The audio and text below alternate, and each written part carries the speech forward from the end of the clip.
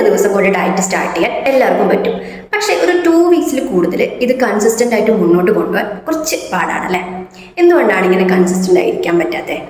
ഏറ്റവും പ്രധാനപ്പെട്ട ഒരു കാരണം നമുക്കുണ്ടാകുന്ന അൺറിയലിസ്റ്റിക് ആയിട്ടുള്ള എക്സ്പെക്റ്റേഷൻസ് ആണ്. പെട്ടെന്നൊരു ദിവസം തോന്നുന്ന മോട്ടിവേഷനിൽ നമ്മൾ ഡയറ്റ് സ്റ്റാർട്ട് ചെയ്യും. പക്ഷേ 2 ദിവസം കഴിയുമ്പോൾ മോട്ടിവേഷൻ തീരും, ഡയറ്റും അവിടെ തീരും. അതുകൊണ്ട് മോട്ടിവേഷൻ വേണ്ട എന്നല്ല, നമ്മൾ ഗോൾസ് സ്പ്ലിറ്റ് ചെയ്ത് മുന്നോട്ട് പോവുകയാണെങ്കിൽ കുറച്ചുകൂടി കൺസിസ്റ്റൻ്റ് ആയിരിക്കാൻ പറ്റും. രണ്ടാമത്തെ കാര്യം, നമുക്ക് ഇഷ്ടമുള്ള ഭക്ഷണങ്ങളൊക്കെ പെട്ടെന്നൊരു ദിവസം കൊണ്ട് സ്കിപ്പ് ചെയ്ത് ഡയറ്റിലേക്ക് കടക്കുമ്പോൾ നമ്മുടെ മൈൻഡ് എപ്പോഴും പറഞ്ഞുകൊണ്ടിരിക്കുക അത് വേണം എന്നായിരിക്കും. അപ്പോൾ അതുകൊണ്ട് പെട്ടെന്നൊരു ദിവസം ഇങ്ങനെ ചെയ്യണമെന്നില്ല, മെല്ലെ മെല്ലെ ഈ ഫുഡൊക്കെ അവോയ്ഡ് ചെയ്ത് ഡയറ്റിലേക്ക് കടന്നാൽ മതി. മൂന്നാമത്തെ കാര്യം, ഡയറ്റ് എന്ന പേരിൽ ഫുഡ് സ്കിപ്പ് ചെയ്യുന്ന ചില ആൾക്കാരുണ്ട്. ഇതാണ് ഏറ്റവും വലിയ മണ്ടത്തരം. ഇങ്ങനെ ചെയ്യുമ്പോൾ നമുക്ക് വിശപ്പ് കൂടുകയും അൺഹെൽത്തി ആയിട്ടുള്ള ഭക്ഷണങ്ങളോടുള്ള ക്രേവിങ്സ് വരികയും ചെയ്യും.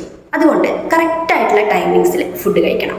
നാലാമത്തെ കാര്യം, ഡയറ്റ് ചെയ്യുമ്പോൾ എല്ലാവർക്കും ഉണ്ടാകുന്ന ഒരു പ്രധാന പ്രശ്നമാണ് ഷുഗർ ക്രേവിങ്സ്.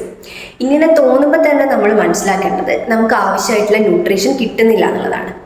അപ്പോൾ അതുകൊണ്ട് ഒരു ഫൈബർ റിച്ച് ആയിട്ടുള്ള, പ്രോട്ടീൻ റിച്ച് ആയിട്ടുള്ള ഡയറ്റാണ് നമ്മൾ ഫോളോ ചെയ്യുന്നതെങ്കിൽ ഈ പ്രശ്നം നമുക്ക് ഒഴിവാക്കാൻ പറ്റും. അപ്പോൾ ഡയറ്റ് സ്റ്റാർട്ട് ചെയ്യുമ്പോൾ തന്നെ പെർഫെക്റ്റ് ആയിരിക്കാൻ വേണ്ടി നോക്കണ്ട, കൺസിസ്റ്റൻ്റ് ആവാൻ വേണ്ടി ശ്രമിച്ചാൽ മതി.